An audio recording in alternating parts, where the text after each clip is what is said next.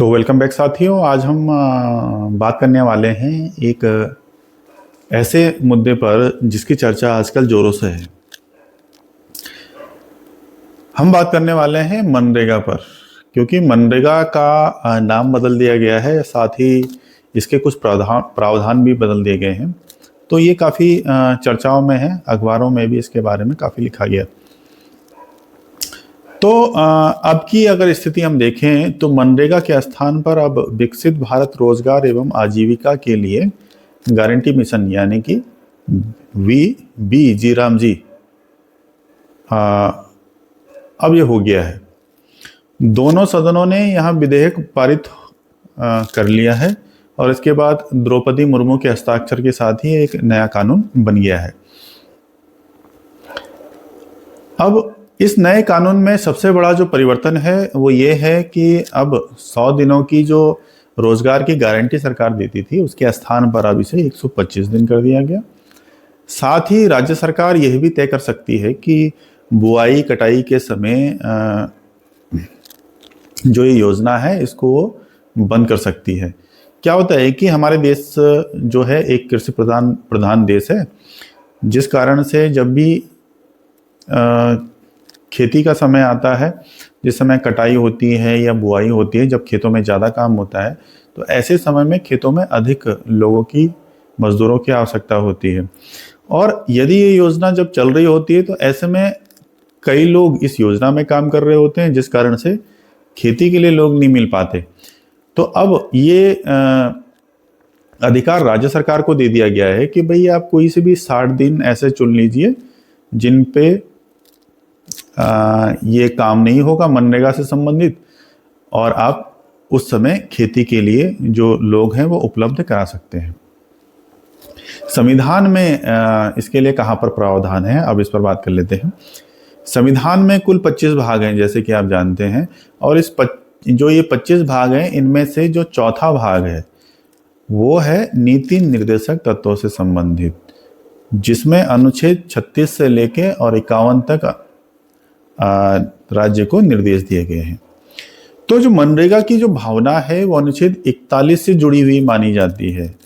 अनुच्छेद 41 यानी कि नीति निर्देशक तत्वों में ही आता है, जो कहता है कि कुछ दशाओं में काम, शिक्षा व लोक सहायता पाने का अधिकार होगा।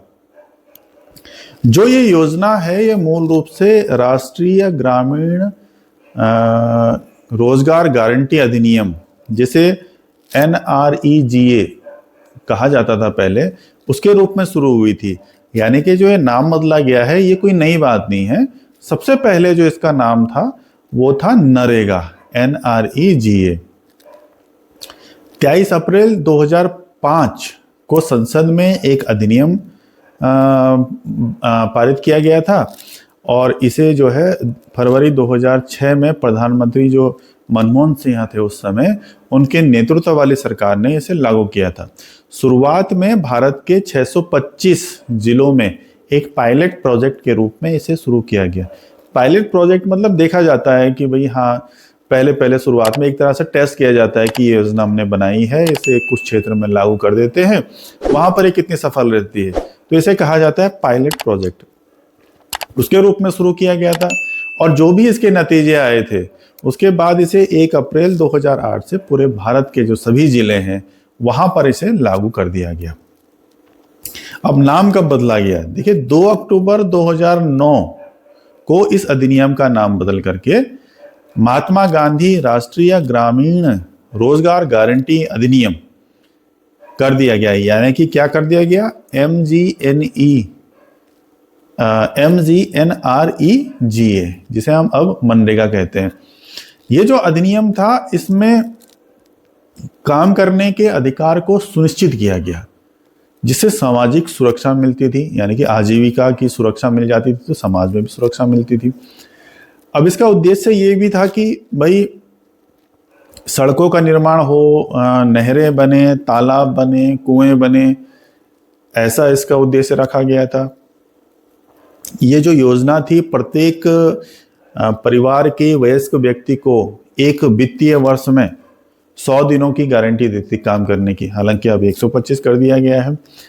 इसे सरकार द्वारा दुनिया का सबसे बड़ा और सबसे महत्वाकांक्षी सामाजिक सुरक्षा और सार्वजनिक कार्यक्रम कहा जाता है।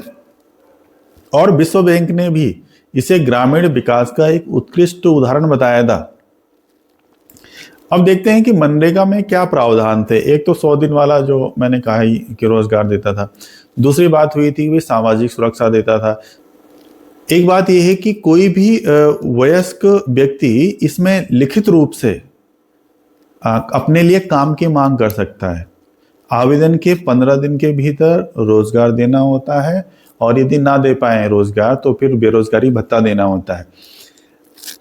जो काम है यानी कि जो रोजगार देना होगा वो गांव के 5 किलोमीटर के भीतर देना होता है। यदि गांव से 5 किलोमीटर के बाहर हो तो फिर उसको अतिरिक्त भत्ता मिलेगा। ऐसा इसमें प्रावधान था।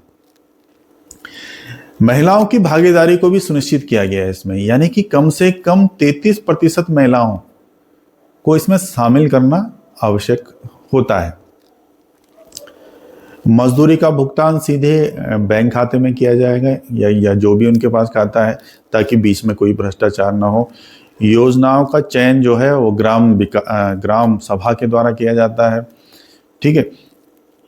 इसी तरह से कार्यों की जनता के द्वारा जांच का प्रावधान भी इसमें है। और एक और महत्वपूर्ण प्रावधान इसमें है कि ठेकेदारों पर रोक, यानी कि जो ठेकेदार हैं उन पर रोक और उनकी मशीनों के उपयोग पर भी रोक लगाई गई है, जिससे कि भाई लोग अपने शारीरिक श्रम से काम कर सकें। तो बस इसमें इतना ही बताना था। तो आज के लिए इतना ही। धन्यवाद।